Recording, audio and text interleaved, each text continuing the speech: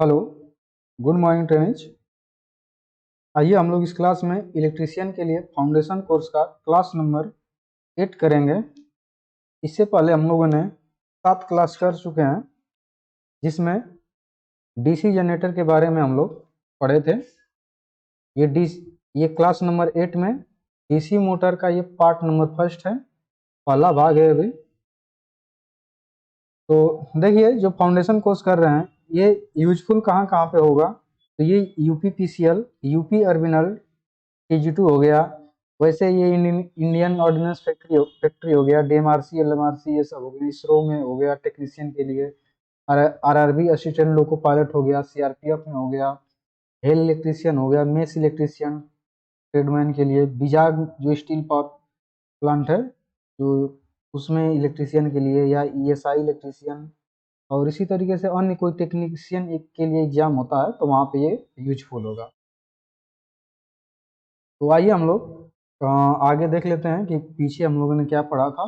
फिर उसके बाद इसमें थोड़ा सा क्विक रिवीजन ले लेंगे। तो देखिए, पिछले क्लास में हम लोगों ने, यानी कि क्लास नंबर 7 में हम लोग losses of A DC machine, यानी कि डीसी मशीन की हानियां पढ़ लिए थे। डीसी मशीन की हानियां दो टाइप की होती हैं, एक कांस्टेंट लॉसेस होता है, एक वेरिएबल लॉसेस होता है। कांस्टेंट लॉसेस में दो टाइप के आ जाते हैं, कोर लॉसेस, मैकेनिकल लॉसेस। और कोर लॉसेस में दो टाइप के आ जाते हैं, एक हिस्टैरिसीस लॉसेस और दूसरा एडी करंट लॉसेस आ जाता है। मैकेनिकल लॉसेस में जो भी घूमने वाला भाग होता है उसमें आ जाता है। और जो कांस्टेंट वेरिएबल लॉसेस होता है, तो वेरिएबल लॉसेस में क्या क्या आ जाता है, तो उसमें कॉपर लॉसेस जो भी होते हैं या स्ट्रे लोड हानियां होती हैं, तो वो सब वेरिएबल लॉसेस में आ जाते हैं।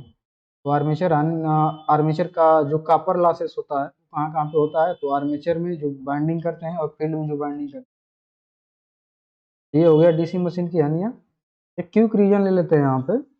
देखिए, अब इसके बाद अगला टॉपिक हम लोग पढ़ लिए हैं पिछले कक्षा में, efficiency of A DC generator. DC generator की दक्षता पढ़ लिए थे, कैसे निकाला जाता है। तो इसके लिए दक्षता जो होती है एन, ये दक्षता का चिन्ह होता है, परसेंटेज इफिशियंसी निकालना होता है। तो यहाँ पे आउटपुट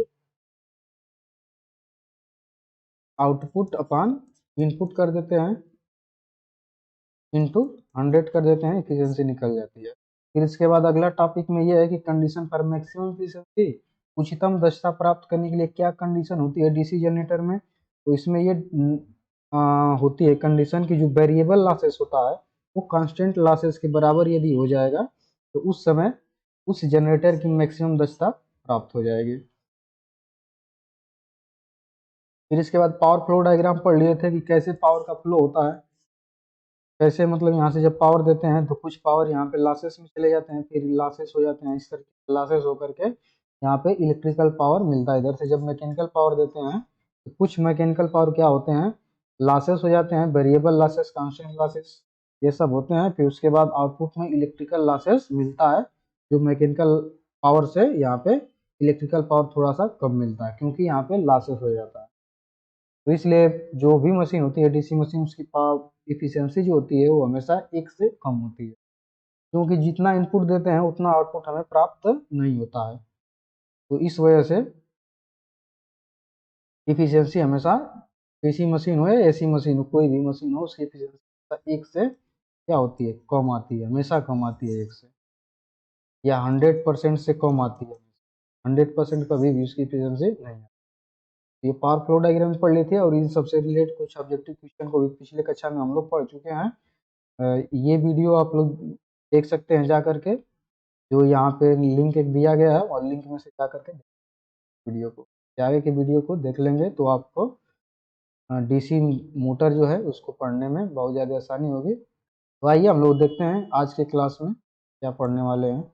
आज के क्लास में हम लोग डीसी मोटर के बारे में पढ़ेंगे, क्या होता है डीसी मोटर, कैसे, किसे कहेंगे डीसी मोटर। फिर उसके बाद प्रिंसिपल पढ़ेंगे, कैसा उसका वर्किंग प्रिंसिपल है, किस सिद्धांत को कार्य करता है, इसको पढ़ लेंगे। फिर इसके बाद फ्लेमिंग के लेफ्ट हैंड रूल को पढ़ लेंगे। जो फ्लेमिंग का लेफ्ट हैंड रूल है वो डीसी मोटर में यूज किया जाता है, उसको देखेंगे कैसे यूज किया जाता है। फिर इसके बाद टाइप ऑफ डीसी मोटर पढ़ेंगे, कितने टाइप के डीसी मोटर होती हैं ये पढ़ लेंगे। फिर इसके बाद बैक ईएमएफ पढ़ा जाएगा। बैक ईएमएफ क्या होता है, या विरोधी विद्युत वाहक बल किसे कहते हैं, इस टॉपिक में पढ़ लेंगे। ये किस लिए यूज किया जाता है, ये सभी इसमें पढ़ेंगे।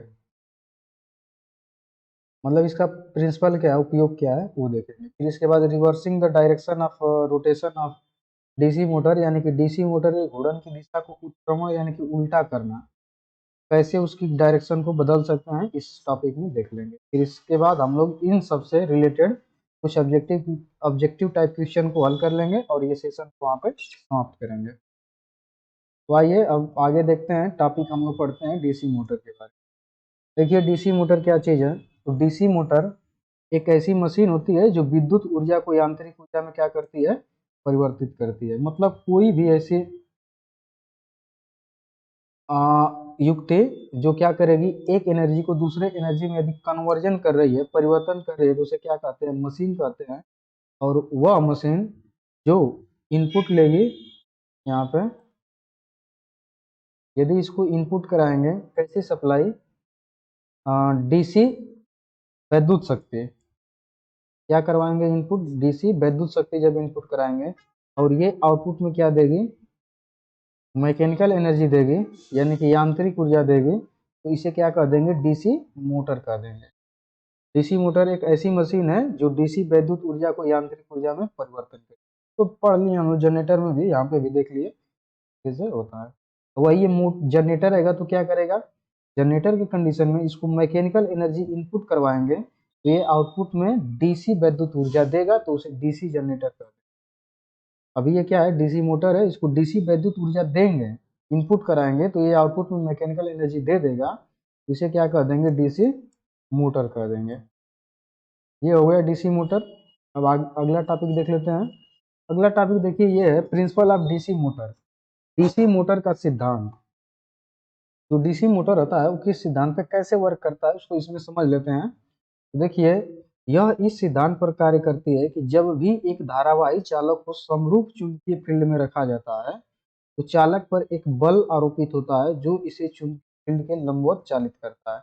जैसे ये एन से फ्लक्स निकल करके एस में से प्रवेश कर रहे हैं, एन से निकल रही है एस में जा रही है, और यहाँ पे ये जो है ये आर्मेचर है, और आर्मेचर में ये कंडक्टर है, चालक है, और ये एक चालक है।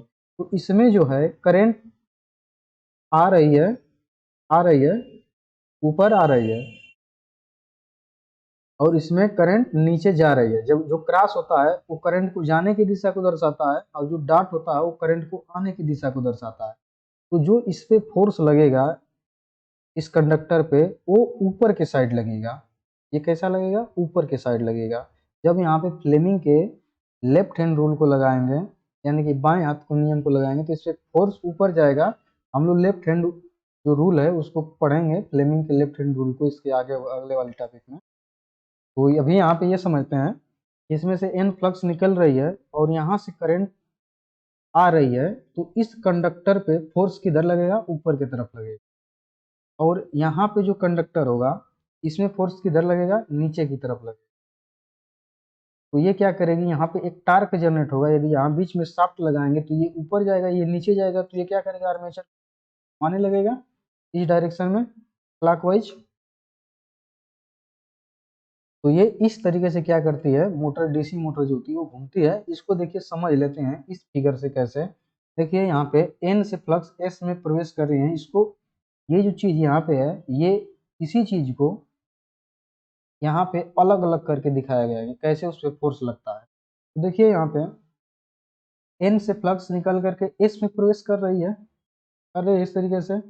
अब यहाँ पे देखिए क्रॉस दिखाया गया है।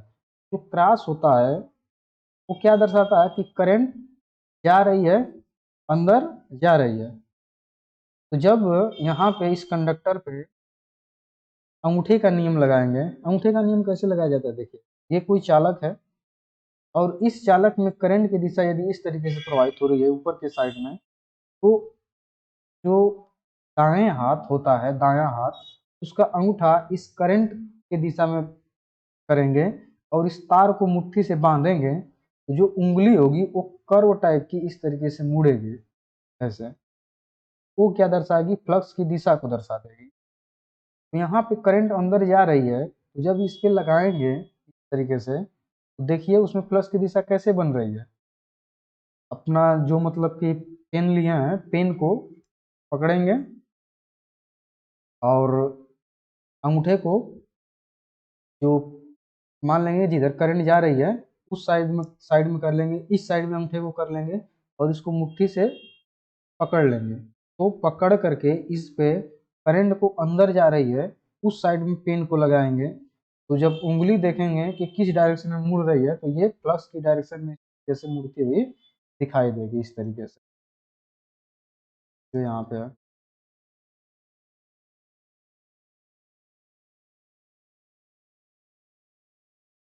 देखिए ये जो फ्लक्स दिख रही है यहाँ पे, ये इस तरीके से जा रही है ना, उसमें देखेंगे तो इस तरीके से फ्लक्स बनेगा। तो फ्लक्स की डायरेक्शन ऐसी हो गई।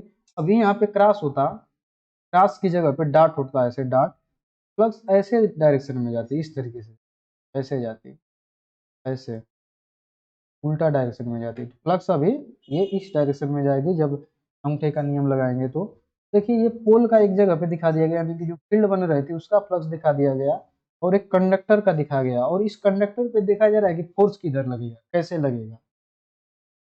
तो जब इन दोनों को, इसको, इस फील्ड को और इस जो कंडक्टर है जिसमें करंट प्रवाहित हो रही है, दोनों को एक जगह पे रखेंगे इस तरीके से, तो जब ध्यान से देखेंगे तो ये फ्लक्स ऐसे जा रही है और ये वाली फ्लक्स भी ऐसे जा रही है। तो यहाँ पे फ्लक्स की संख्या अधिक हो जाएगी क्योंकि यहाँ से एम से फ्लक्स एक्स में निकल कर प्रवेश कर रही है और यहाँ पे भी इस डायरेक्शन में यहाँ पे देखेंगे तो ऐसे ही जा रही है। तो दोनों को साथ में जब एक साथ रखेंगे, दोनों फ्लक्स जुड़ करके यहाँ पे अधिक हो जाएंगे।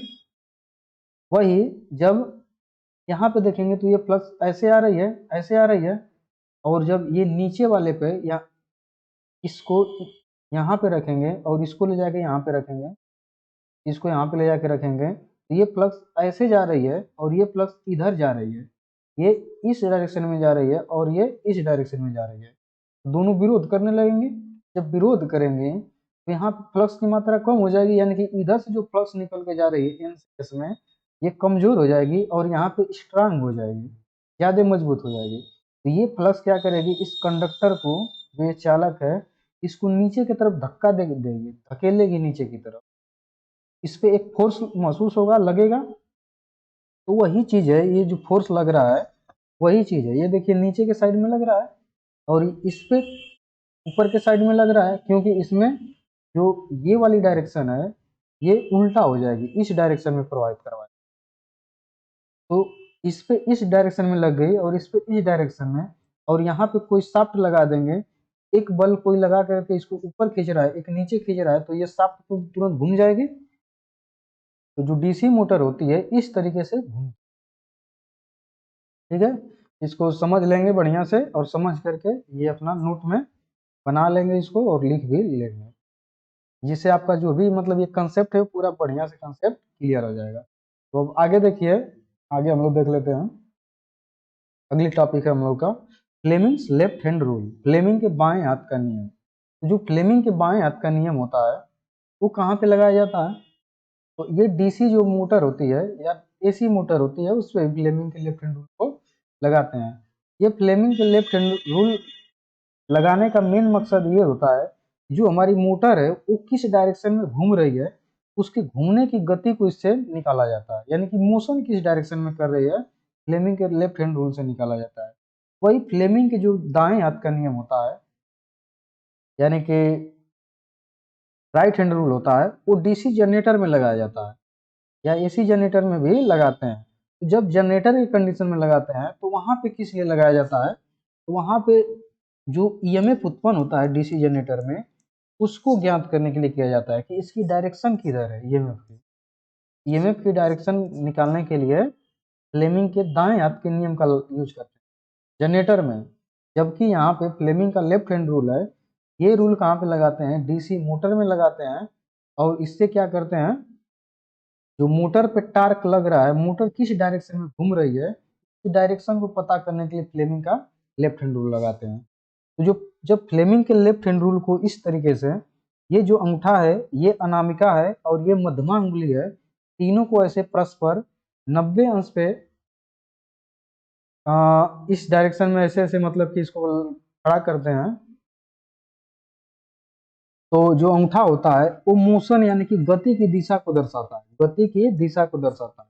तो गति की दिशा तो हमें ज्ञात करनी है, तो ये तो ज्ञात नहीं रहेगा, हमें क्या पहले ज्ञात रहेगा, फ्लक्स ज्ञात रहेगी। तो जो मध्यमा अनामिका उंगली होती है वो फ्लक्स की दिशा को दर्शाने लगती है, ये फ्लक्स की दिशा, और ये करंट की दिशा को दर्शा रही है, धारा की दिशा की धारा ऐसे प्रवाहित हो रही है यदि इस डायरेक्शन में और फ्लक्स इस डायरेक्शन में जा रही है, तो जो कंडक्टर होगा उस कंडक्टर पे बल जो लगेगा ये ऊपर के साइड में लगेगा। तो जब देखिए अब इस पे लगाते हैं हम लोग फ्लेमिंग के लेफ्ट हैंड रूल को, देखते हैं कि इस कंडक्टर पर किधर बल लग रहा है, इस कंडक्टर पे किधर बल लग रहा है। तो जब फ्लेमिंग के दाएं हाथ का नियम यहाँ पे लगाएंगे तो एन से फ्लक्स एस में प्रवेश करेगी, ये फ्लक्स की डायरेक्शन है, उंगली को ऐसे कर लेंगे इस डायरेक्शन में, सेम टू सेम ऐसे ही। तो फ्लक्स इधर निकल के जा रही है, एन से निकल करके एस में जा रही है, जो उंगली बता रही है कि इधर से निकल करके इधर जा रही है। अब क्या करेंगे, ये जो कंडक्टर है इसमें करंट देखिए कहाँ पे क्रॉस दिखाया गया है, क्रॉस प्लस जैसा चिन्ह है, क्रॉस इसे बोलेंगे। तो ये क्रॉस क्या दर्शाता है, करंट इसके अंदर जा रही है ये दर्शाता है। तो जब इसके अंदर कंडक्टर करंट जा रही है तो ये जो करंट की डायरेक्शन यहाँ पे दिखा रहा है मध्यमा उंगली, तो जब इसको अंदर के साइड करेंगे, इसको घुमा करके अंदर के साइड करेंगे तो ये अंगूठा तुरंत इधर चला आएगा। अपने उंगली जो है दाएं हाथ जो बायां हाथ है उसको इस तरह से करके एक बार इस पर प्रैक्टिस करिए, देखिए फ्लक्स की डायरेक्शन इधर करिए, मध्यमा उंगली को, सॉरी मध्यमा को नहीं अनामिका को, और करंट जो है मध्यमा उंगली दर्शा रही है उसको क्या करिए, ये इसमें अंदर ये करंट जा रही है तो ये अंदर के साइड ऐसे घुमा के करिए। तो मोशन की डायरेक्शन देखेंगे तो इधर अंगूठा हमारा किस डायरेक्शन में हो जाएगा, इस डायरेक्शन में हो जाएगा। इस फोर्स कंडक्टर पे फोर्स जो है बल किस डायरेक्शन में लग रहा है, नीचे के साइड में लग रहा है। वही जब इस पे इस कंडक्टर पे जब अप्लाई करेंगे फ्लेमिंग का लेफ्ट हैंड रूल, तो इस पे देखेंगे जब अप्लाई करेंगे तो इस पे बल ऊपर की तरफ लगेगा। कैसे अप्लाई करेंगे, तो देखिए ये फ्लक्स की डायरेक्शन है तो फ्लक्स की डायरेक्शन सेम टू सेम ऐसे ही करना है। तो ये जो मध्यम अनामिका उंगली है इसको क्या करेंगे, इस डायरेक्शन में कर लेंगे, जो सेम टू सेम ऐसे ही रहेगा। फिर ये जो है कंडक्टर जो दिखाया गया है इसमें जो धारा है वो ऊपर के साइड आ रही है, तो ये भी जो दाएं हाथ का है, जो फ्लेमिंग का दाएं हाथ है बायां हाथ है, ये कैसे मतलब है दर्शा रहा है, मध्यमा उंगली कैसे दर्शा रही है, ऊपर के तरफ ही करंट को दर्शा रही है। तो सेम टू सेम ऐसे ही लगा देंगे तो ऊपर की तरफ ये करंट आ रही है। फिर इसके बाद ये जो अंगूठा देखेंगे तो अंगूठा इस डायरेक्शन में चला जा रहा है, तो इस कंडक्टर पे फोर्स किस डायरेक्शन में लग रहा है, ऊपर के साइड लग रहा है। तो इस तरीके से इस पे ऊपर के साइड लग रहा है, इस पे नीचे के साइड लग रहा है। तो यहाँ पे यदि कोई शाफ्ट लगा देंगे बीच में इसके, तो ये मोटर का जो आर्मेचर है क्या कर जाएगा, ऐसे घूमने लगेगा। और किस डायरेक्शन में घूमेगा, इस डायरेक्शन में घूमने लगेगा जब इस पे शाफ्ट लगाएंगे। तो कोई चीज है इसको ऊपर खींचेंगे, यहाँ से इसको नीचे खींच रहे हैं और ये गोल चीज है तो ये घूम जाएगी, तो इस तरीके से ये घूम जाएगी। तो जो मोटर होती है ये इस डायरेक्ट ऐसे मतलब घूमती है।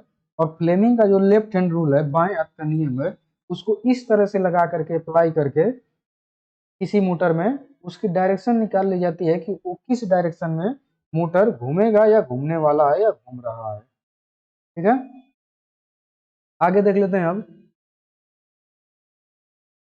आगे देखिए टाइप ऑफ डीसी मोटर। तो जो डीसी मोटर होते हैं उनके प्रकार कितने टाइप के होते हैं ये जानना है। तो यहाँ पे देखिए जो डीसी, यहाँ इसको पढ़ लेते हैं फिर समझेंगे इसको। डीसी मोटर की संरचना डीसी जनरेटर के समान होती है। जो डीसी मोटर होती है उसकी संरचना कैसी होती है, डीसी जनरेटर के जैसी होती है। मतलब जो डीसी मशीन है उसको डीसी जनरेटर और डीसी मोटर की तरह भी यूज कर सकते हैं। इसलिए डीसी मोटर के प्रकार भी डीसी जनरेटर के ही समान होते हैं। तो डीसी जनरेटर कितने टाइप के होते हैं, सीरीज शंट कंपाउंड होते हैं। इन सब के अलग अलग टाइप होते हैं, एक सेल्फ एक्साइटेड होता है, एक सेपरेटली एक्साइटेड होता है। तो उसी तरह से डीसी मोटर में भी सेल्फ एक्साइटेड होंगे, सेपरेटली एक्साइटेड होंगे। तो जो सेल्फ एक्साइटेड होते हैं डीसी मोटर वो सीरीज शंट कंपाउंड होते हैं। तो इनका वर्गीकरण हम लोग डीसी जनरेटर में पढ़े हुए हैं, वहां से ही क्या करेंगे, डीसी मोटर का वर्गीकरण भी उसी से समझ लेंगे। जो पिछले कक्षा में बताया जा चुका है उसको देख लेंगे आप लोग।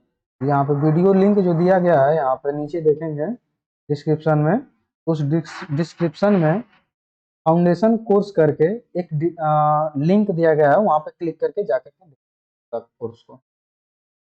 तो देखिए एक बार यहाँ पे समझ भी लेते हैं सन का कनेक्शन कैसे होता है सीरीज का कनेक्शन। ये आर्मेचर है इस तरीके से। तो आर्मेचर के यदि संट एक बाइंडिंग जोड़ देते हैं तो इसको क्या कह देते हैं, संट मोटर कह देते हैं। इसे क्या कह देंगे, संट मोटर कह देंगे। जो कनेक्शन दिखाया गया है ये आर्मेचर है और ये संट फील्ड वाइंडिंग है, और इस तरीके से कॉम्बिनेशन रहेगा। ये आर्मेचर के साथ संट फील्ड वाइंडिंग जुड़ेगी तो ये संट मोटर हो जाएगा। जो सीरीज मोटर होता है उसका कनेक्ट कैसे होता है तो इसको देख लेते हैं। ये आर्मेचर हो गया, और इस आर्मेचर के सीरीज में एक सीरीज फील्ड वाइंडिंग इस तरीके से जोड़ देते हैं तो ये डीसी सीरीज मोटर हो जाता है। डीसी सीरीज मोटर हो जाता है। और जब दोनों का कॉम्बिनेशन कर देंगे तो क्या हो जाएगा, डीसी कंपाउंड मोटर हो जाएगा इस तरीके से। ये सीरीज फील्ड हो गई और ये शंट फील्ड हो गई। अब दोनों को जोड़ दिए तो कंबाइन दोनों जुड़ गए, ये कंपाउंड हो गया, यौगिक हो गया, तो ये कंपाउंड मोटर हो गया। अब इसी में लंग होता है, एक शाफ्ट होता है। तो यदि इस आर्मेचर के साथ सीरीज में ये सीरीज फील्ड वाइंडिंग जोड़ देंगे और सीरीज फील्ड वाइंडिंग और आर्मेचर के साथ में इस तरीके से शंट वाइंडिंग को जोड़ देंगे, दोनों के समांतर में शंट वाइंडिंग को जोड़ देंगे तो ये लॉन्ग शंट कहलाएगा। और एक शार्ट शंट जो मोटर होगा वो कैसे बनेगा, तो वो कुछ इस तरीके से बना रहेगा। केवल आर्मेचर के शंट में शंट फील्ड वाइंडिंग जुड़ेगी और सीरीज में इस तरीके से सीरीज फील्ड वाइंडिंग जुड़ेगी। तो ये शार्ट शंट कहलाता है, ये लॉन्ग शंट कहलाता है, इसको ध्यान में रखें। इसी में क्यूमुलेटिव कंपाउंड भी होते हैं। जो क्यूमुलेटिव होते हैं दोनों में फ्लक्स बनेंगे, एक डायरेक्शन में बनेंगे दोनों में फ्लक्स, तो ये क्यूमुलेटिव टाइप के मोटर हो जाएंगे। और यदि विपरीत बनेंगे यानी कि एक की डायरेक्शन ऊपर होगी और एक में डायरेक्शन नीचे की साइड होगी, इस तरीके से विरोध करेगी, तो ये डिफरेंशियल टाइप के मोटर कहलाएंगे। अब आगे देख लेते हैं हम लोग। आगे देखिए बैक ईएमएफ। तो बैक ईएमएफ होता क्या है इसको समझ लेते हैं। देखिए बैक ईएमएफ क्या होता है, जो डीसी मोटर होते हैं इस तरीके से,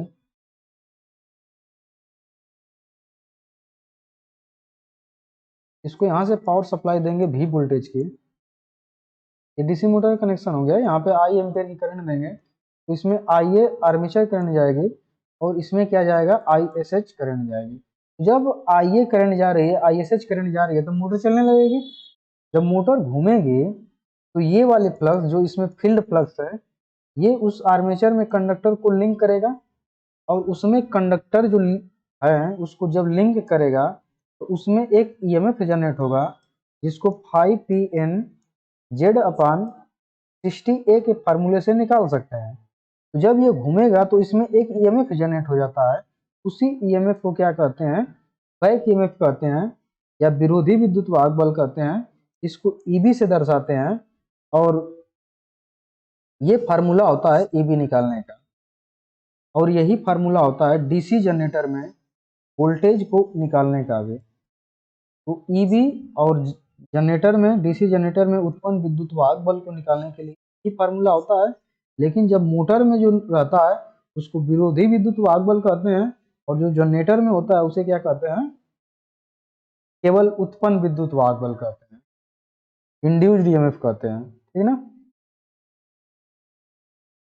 तो ये इस तरीके से ईएमएफ होता है, बैक ईएमएफ इस तरीके से उत्पन्न होता है। ये ईबी जो होता है ये भी वोल्टेज का विरोध करता है, इसकी डायरेक्शन इसके विपरीत होती है।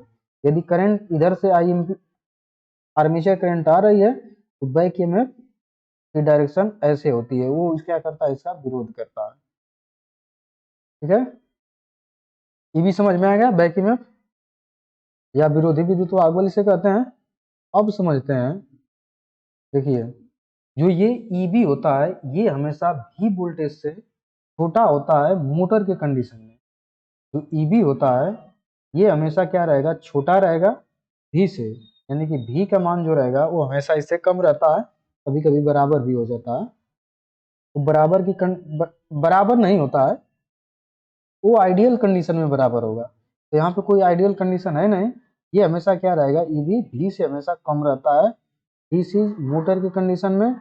लेकिन ये मोटर के कंडीशन में है, वही जनरेटर की कंडीशन में ई का मान अधिक हो जाता है भी से। कैसे अधिक हो जाता है, तो इस तरीके से समझिए, ये जनरेटर है, ये शंट फील्ड वाइंडिंग आर्मेचर हो गया, ये आर्मेचर है। तो आर्मेचर में ई उत्पन्न होगा विद्युत वाहक बल, और यहाँ पे भी वोल्टेज क्या मिलेगा, टर्मिनल पे भी वोल्टेज मिलेगा। तो हुआ क्या, ईबी का मान अधिक रहता है, ये क्या होता है कि आर्मेचर में कुछ वोल्टेज ड्रॉप हो जाता है, और यहाँ से आर्मेचर करंट निकल रही है, आइए, तो कुछ क्या होता है, वोल्टेज ड्रॉप हो जाता है। तो ये जितना वोल्टेज उत्पन्न करता है वो टर्मिनल पे उतना वोल्टेज नहीं मिलता है। तो इस कंडीशन में, जनरेटर के कंडीशन में, हमेशा टर्मिनल वोल्टेज कम होता है उत्पन्न विद्युत वाहक बल से। ये चीज याद रखेंगे, इसको लिख लेंगे, नोट करके रख लेंगे, ठीक है। अब देखिए आगे, आगे हम लोग देखते हैं बैक ईएमएफ और टर्मिनल वोल्टेज आर्मेचर करंट में संबंध क्या होता है, इस तरीके से होता है। तो जो ये बैक ईएमएफ होता है, ये इसको निकालने के लिए एक फार्मूला होता है, V बराबर EB प्लस IA RA, एक फार्मूला होता है। देखिए फार्मूला क्या होता है, इसको इस तरह से देख सकते हैं, जब इसमें क्या करेंगे, वोल्टेज देंगे, तो कुछ वोल्टेज क्या होगा, इसके आर्मेचर में ड्रॉप हो जाएगा, जिसको IA RA से दर्शाया जाता है। अब कुछ जो होगा उसमें EB जनरेट हो जाएगा, क्योंकि न लगेगी। तो जब दोनों को जोड़ देंगे तो हमारा टर्मिनल वोल्टेज निकल जाता है, जो सप्लाई वोल्टेज दिए रहते हैं।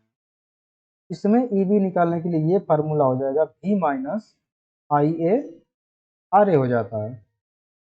अब इसमें यदि आर्मेचर करंट निकालना है तो एक फार्मूला ये लगा सकते हैं, जैसे फार्मूला नोट कर लेंगे, ये सब सही है। इससे रिलेटेड क्वेश्चन पूछे भी जाते हैं।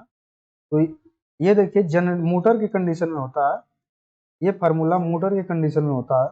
वही जब जनरेटर का कंडीशन रहेगा, जनरेटर रहेगा, तो E बराबर V प्लस IA RA होता है जनरेटर में। इसको नोट कर लेंगे ये भी। अब इसमें देखिए जनरेटर के कंडीशन में है, तो इसको हटा देते हैं, इसको नोट कर लेंगे एक जगह, तो साफ कर देते हैं, फिर आगे का हम लोग देखते हैं। जब आर्मेचर करंट पूछेगा निकालने के लिए क्या होता है उसका मान, तो IA बराबर जब इसको निकालेंगे तो ई भी माइनस, इससे देखिए, इससे भी देखेंगे तो लग जाएगा, जब इसको सॉल्व करेंगे तो ये फार्मूले निकल कर आ जाता है। आर्मेचर करंट बराबर भी, यानी कि terminal voltage minus back EMF upon armature current. जब ये फार्मूला लगाते हैं तो आर्मेचर करंट निकल जाती है,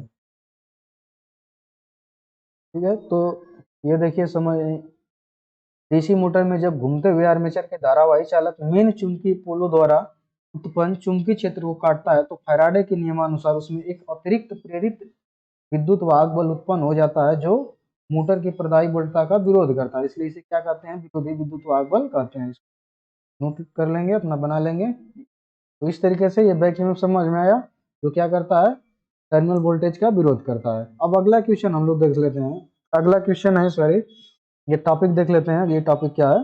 तो इसमें है reversing the direction of rotation of DC motor, यानी कि डीसी मोटर की घूर्णन दिशा को उत्क्रमण करना, यानी उल्टा करना कैसे किया जाता है। तो देखिए इसमें डीसी मोटर की घूर्णन की दिशा में परिवर्तन आर्मेचर धारा या क्षेत्र धारा में परिवर्तन द्वारा की जाती है। जो डीसी मोटर है उसकी घूर्णन की दिशा कैसे बदल सकते हैं, या तो आर्मेचर के करंट की डायरेक्शन बदलेंगे, या तो क्षेत्र के डायरेक्शन को बदलेंगे। किसी एक को बदलेंगे, दोनों को नहीं। यदि दोनों को बदलेंगे तो इसकी डायरेक्शन नहीं बदलेगी, किसी एक को बदलना है। किसको, या तो यहाँ पे आर्मेचर रहेगा, आर्मेचर में टर्मिनल को चेंज करिए, करंट की डायरेक्शन चेंज हो गई, या शंट फील्ड वाइंडिंग या जो भी फील्ड वाइंडिंग की गई है उसकी डायरेक्शन को चेंज करेंगे, तभी भी ये चेंज हो जाएगी। तो आगे देखिए कैसे चेंज करेंगे।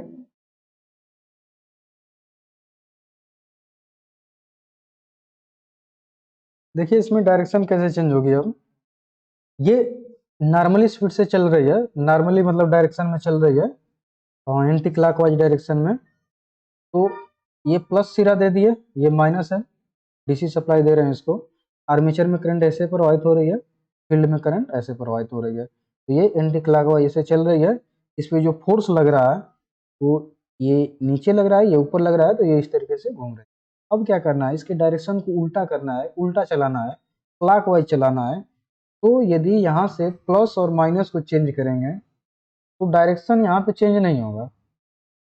जैसे ये जो प्लस टर्मिनल है इस पे माइनस दे देंगे और यहाँ प्लस दे देंगे, तो दोनों की पोलरिटी यहाँ पे चेंज हो जाएगी, तो इसकी डायरेक्शन चेंज नहीं होगी।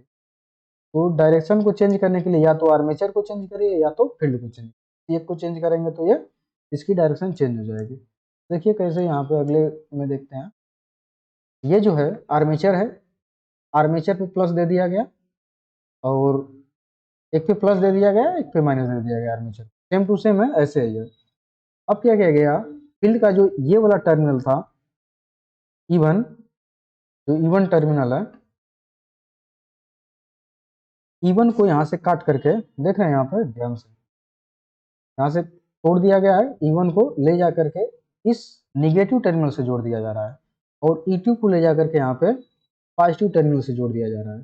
तो इसकी पोलरिटी चेंज हो गई। अब इसमें करंट कैसे प्रवाहित हो रही है, प्लस से आएगी, इस तरीके से होगी, ऊपर के साइड में जा रही है। पहले कैसे जा रही थी, नीचे जा रही थी, ऊपर जाने लगी। तो इसमें फ्लक्स की डायरेक्शन जो बनेगी वो भी इसके विपरीत हो जाएगी। जब विपरीत हो जाएगी तो इस पर अब देखिए टॉर्क कैसे लगेगा। एन पोल इधर बनने लगा, एस पोल इधर बनने लगा। ये फील्ड है और ये यहाँ पे फील्ड दिखाया जा रहा है। एन पोल इधर बन गया, इसमें देखिए ध्यान से, एस पोल इधर है जबकि एन पोल इसमें इधर हो गया। क्यों, क्योंकि यहाँ पे फील्ड की डायरेक्शन चेंज कर दी गई है। जब फील्ड की डायरेक्शन चेंज करी है तो फील्ड ही चेंज हो गई। तो अब इसमें जो फोर्स लगेगा कैसे लगेगा, यहाँ पे नीचे की तरफ लगेगा। जब फ्लेमिंग का दाएं हाथ का नियम यहाँ पे अप्लाई कराएंगे, अप्लाई करके एक बार देखिए, जब अप्लाई कराएंगे तो इसमें नीचे के साइड में लगेगा फोर्स और इस कंडक्टर पे ऊपर के साइड लगेगा। तो अब इसमें जब यहाँ पे शाफ्ट लगा देंगे तो टार्क एक ऊपर एक नीचे, तो ये इस साइड में घूम जाएगा, ऐसे घूमेगा। तो इसकी डायरेक्शन यहाँ पे चेंज हो गई। पहले कैसे घूम रहा था, इस डायरेक्शन में, अब ये इस डायरेक्शन में घूम जाए, क्लॉकवाइज डायरेक्शन में। पहले एंटी क्लॉकवाइज घूम रहा था।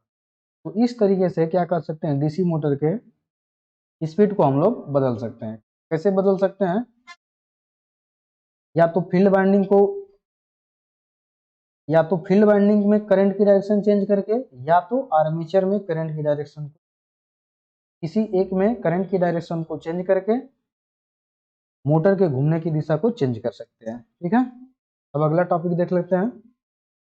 अब एक देखिए स्टार पॉइंट बना करके इसको लिख लेंगे। एक कंपाउंड मोटर की घूर्णन की दिशा को बिना इसके अभिलक्षणिक यानी कि कैरेक्टरिस्टिक को परिवर्तित किए उत्क्रमित करने के लिए आर्मेचर धारा की दिशा परिवर्तित करना सर्वोत्तम होता है। देखिए बात समझिए, ऐसा क्यों किया जाता है।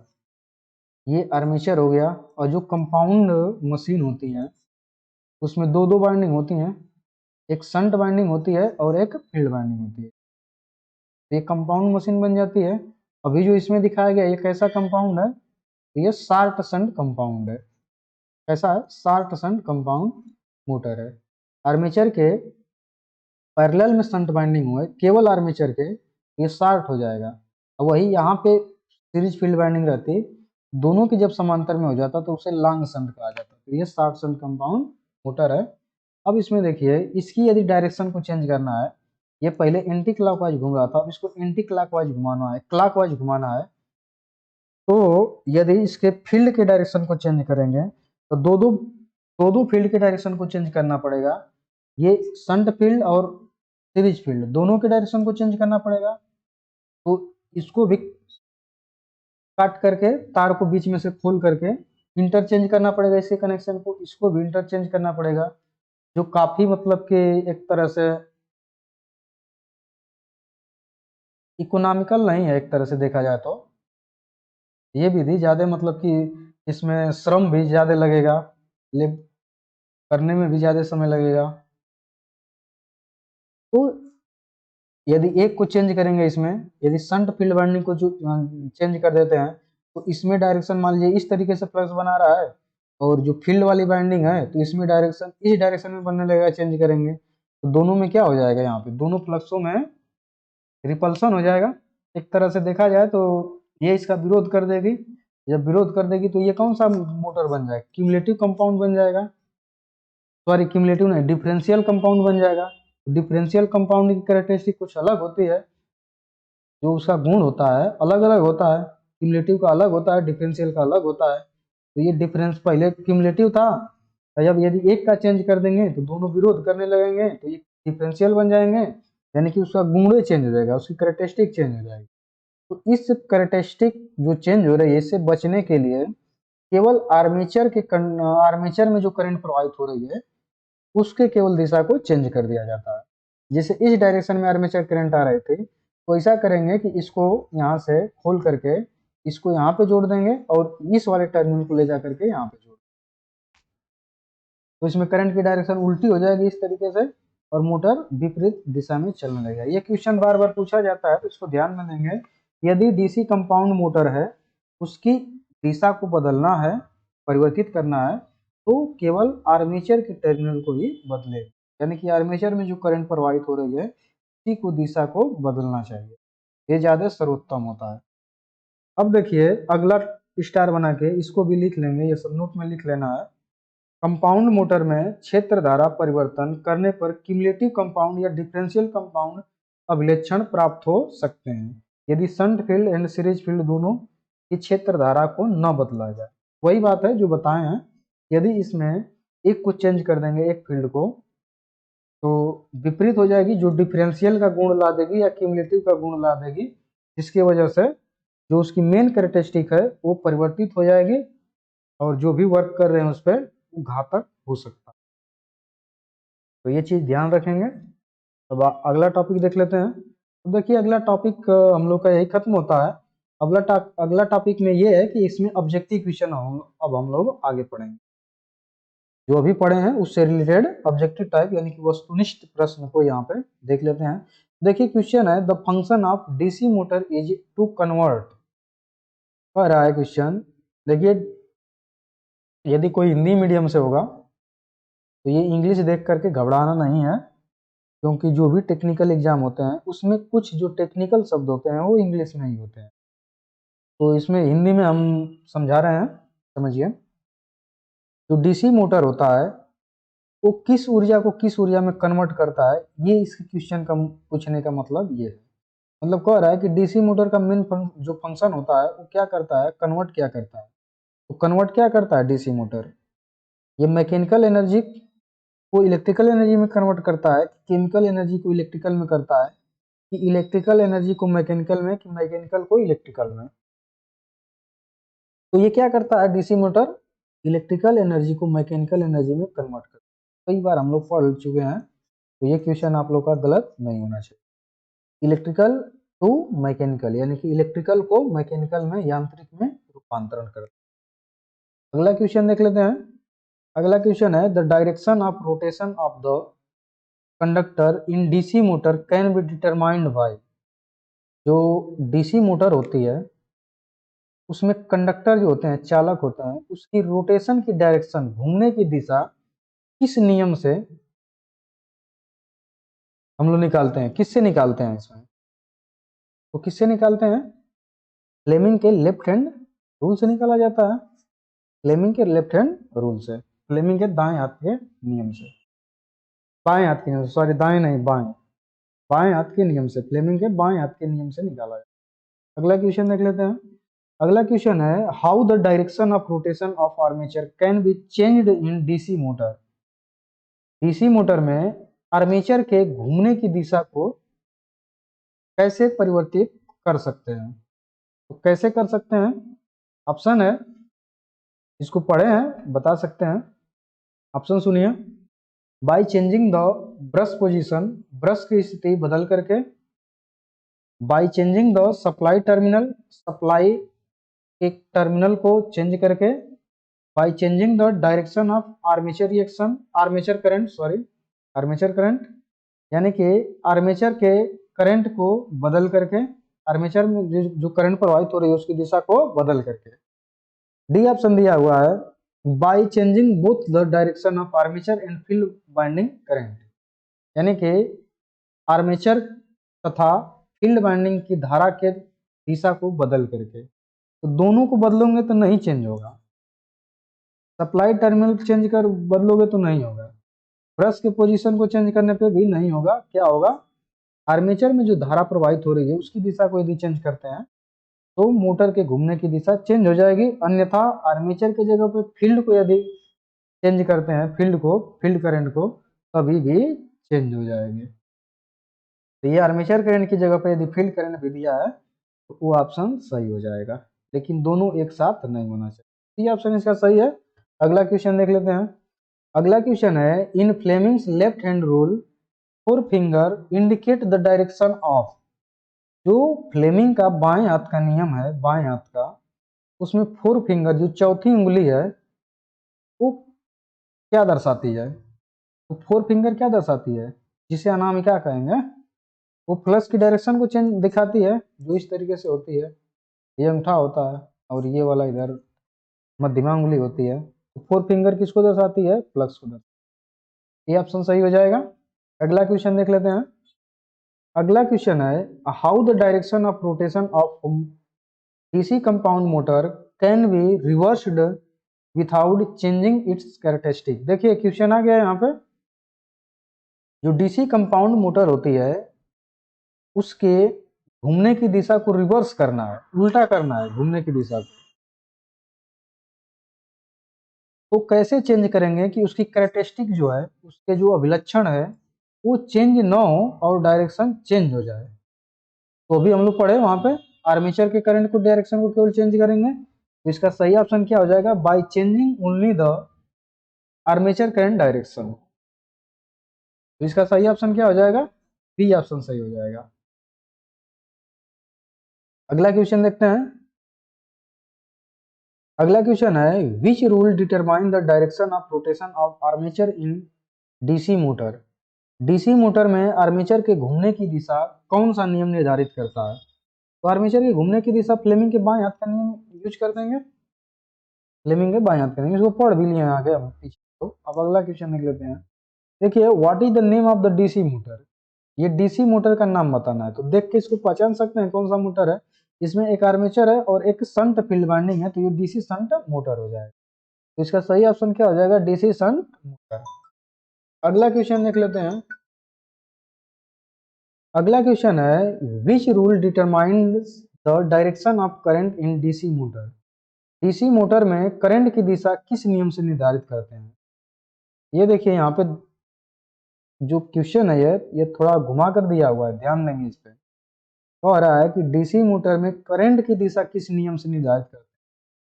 तो डीसी मोटर में करंट यदि उत्पन्न हो रहा है तो उसकी दिशा ज्ञात करनी है, तो वहां पे हम लोग फ्लेमिंग के राइट हैंड रूल का यूज करें। यदि करंट की दिशा कहीं पे भी दिया हो, करंट की दिशा निकालना है तो फ्लेमिंग के राइट हैंड रूल, यदि घूमने की दिशा निकालना है तो फ्लेमिंग के लेफ्ट हैंड रूल का यूज करें। तो इसका सही ऑप्शन डी हो जाएगा, फ्लेमिंग के राइट हैंड रूल से। क्योंकि जो मोटर होता है तो उसमें बैक ईएमएफ जनरेट होता है ना, उसकी दिशा पूछ रहा है। उसकी दिशा निकालने के लिए फ्लेमिंग के दाहिने हाथ का नियम लगा देंगे। अगला क्वेश्चन देख लेते हैं। अगला क्वेश्चन है, what is the formula to calculate the current taken by DC shunt motor armature. देखिए डीसी शंट मोटर है ऐसे, और कह रहा है कि यहाँ से भी वोल्टेज की सप्लाई दे देगी है, और इसमें आई ए आर्मेचर करंट जा रही है, इसमें आई एस एच करंट जाएगी। तो आई एस एच से यहाँ पे कोई मतलब नहीं है, इसमें ईवी विद्युत वाहक बल जनरेट होगा। तो उसके हिसाब से इसमें बताना है कौन सा ऑप्शन सही होगा। तो देखिए इसमें जो होता है भी वोल्टेज, भी बराबर क्या हो जाएगा? ईबी प्लस, इसमें आर ए रहेगा, आर्मेचर प्रतिरोध भी रहेगा, आई ए आर ए कर देंगे। तो यहाँ से आई ए का मान निकालेंगे जब, तो आई ए बराबर भी माइनस ईबी बटे में आर ए हो जाएगा, आर्मेचर प्रतिरोध। तो आई का मान निकल जाएगा, आई बराबर भी अपन आई ईबी माइनस आर ए। तो इसका सही फार्मूला क्या हो जाएगा? ये सी ऑप्शन सही हो जाएगा, आई ए बराबर भी minus EB upon R A. अगला क्वेश्चन देख लेते हैं, इसका सही ऑप्शन सी था। ये अगला क्वेश्चन देखिए क्या है, name the type of DC motor. DC motor का प्रकार बताना है। इसको देख करके बता सकते हैं किस टाइप के डीसी मोटर है।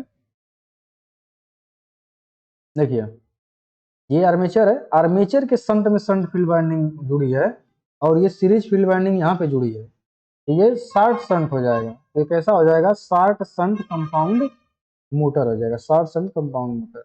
यदि यही चीज ये यहाँ न जुड़ करके डायरेक्ट यहाँ पे जुड़ा रहता तो लॉन्ग शंट हो जाता।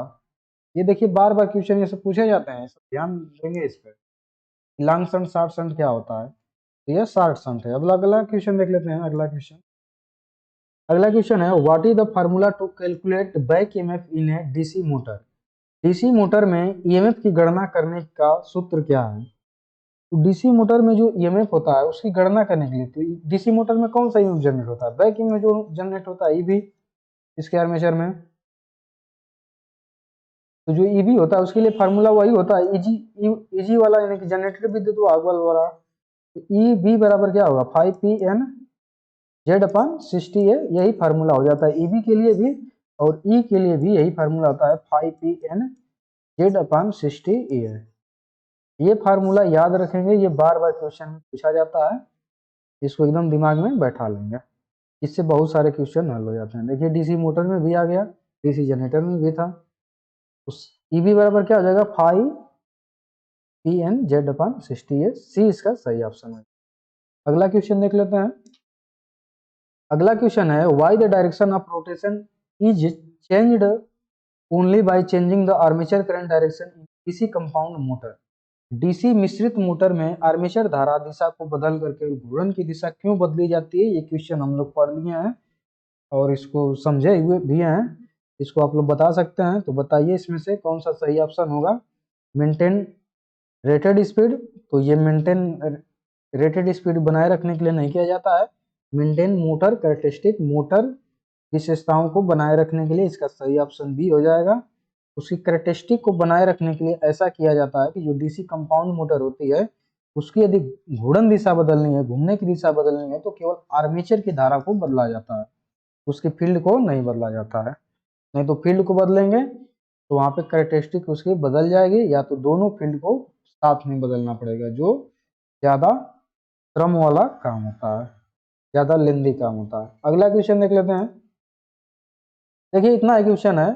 अब हम लोग नेक्स्ट क्लास में, जो अगला क्लास होगा उसमें हम लोग ये टॉपिक को पढ़ेंगे, डीसी मोटर स्टार्टर के बारे में पढ़ेंगे, जो डीसी मोटर को कितने टाइप से स्टार्ट किया जाता है, डीसी मोटर की आवश्यकता क्यों होती है, क्यों लगाया जाता है, ये सब पढ़ लेंगे। डीसी मोटर कितने टाइप के होते हैं, 2 पॉइंट, 3 पॉइंट, 4 पॉइंट, ये सब स्टार्टर पढ़ेंगे। नो वोल्टेज कॉइल को पढ़ेंगे, नो वोल्टेज कॉइल एनवीसी होती क्या है, एनवीसी क्या होती है, ओवरलोड कॉइल या ओवरलोड रिलीज कॉइल क्या होती है, या इसे ओएलसी नाम से जाना जाता है, ये क्या होता है, ये सब हम लोग नेक्स्ट क्लास में डिटेल में इसको क्या करेंगे, पढ़ेंगे। और इन सबसे रिलेटेड कुछ ऑब्जेक्टिव क्वेश्चन को भी इसमें रखा जाएगा। तो ये आज का सेशन यहीं पे समाप्त होता है। अब जो पीछे के सेशन है उसको आप लोग, जो यहाँ पे लिंक दिया गया है डिस्क्रिप्शन बॉक्स में, वहां पे जा करके देख सकते हैं, जो एक प्लेलिस्ट के रूप में सभी एक जगह मिल जाएंगे। वहां से देख करके आप अपना नोट भी बना लेंगे और साथ साथ में चैनल को सब्सक्राइब भी कर लेंगे। तो ये आज के लिए इतना ही, धन्यवाद।